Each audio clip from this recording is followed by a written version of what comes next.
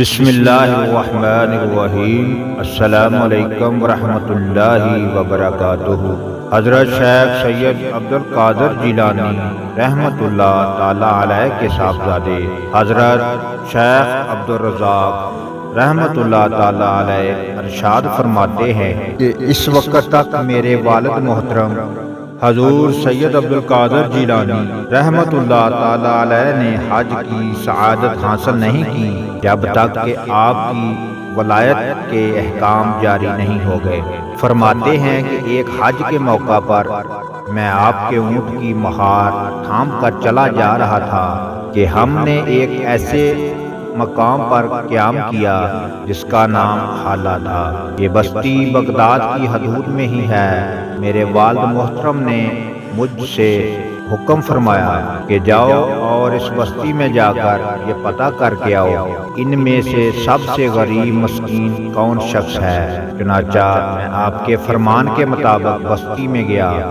وہاں پر میں نے ایک ایسا گھر دیکھا کہ جس کی دیواریں گر چکی تھیں اور ایک ضعیف شخص اپنی ضعیف بیوی کے ساتھ ایک پھٹے پرانے خیمہ میں رہ رہا تھا۔ میں نے والد محترم نے ان دونوں کے پاس رات بسر کرنے کی اجازت مانگی۔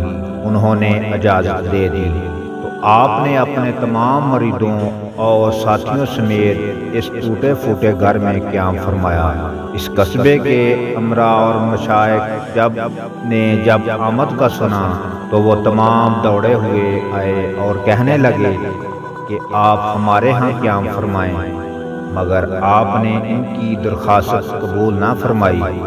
اس پر شہر کے سب لوگ اونٹ، بکریاں اور دیگر تحائف اسی بوڑھے غریب کے گھر لے آئے۔ چنانچہ وہاں پر مال دولت کے انبار لگ گئے۔ لوگ دور دراز سے آپ کی زیارت کرنے کے لیے آتے اور اپنے ساتھ بہت کچھ لاتے۔ آپ نے اپنے ساتھیوں سے فرمایا کہ میں ان تمام تحائف سے دستبردار ہوتا ہوں اور میرے ساتھی بھی یہ تمام چیزیں اس محتاج اور غریب مفلس میزبان کو بخش دیں گے۔ چنانچہ اس فیصلے کے بعد آپ نے سب کچھ وہیں پر چھوڑا اور سحری کے وقت وہاں سے روانگی اختیار کی۔ حضرت شیخ عبدالرزاق رحمۃ اللہ تعالی علیہ فرماتے ہیں کہ میں ایک برس کے بعد اس قصبے سے گزرا تو میں نے دیکھا کہ اللہ عز و جل نے اس مال و دولت میں اس قدر برکت عطا فرمائی کہ وہ گھر مال مواشیوں سے بھرا ہوا تھا۔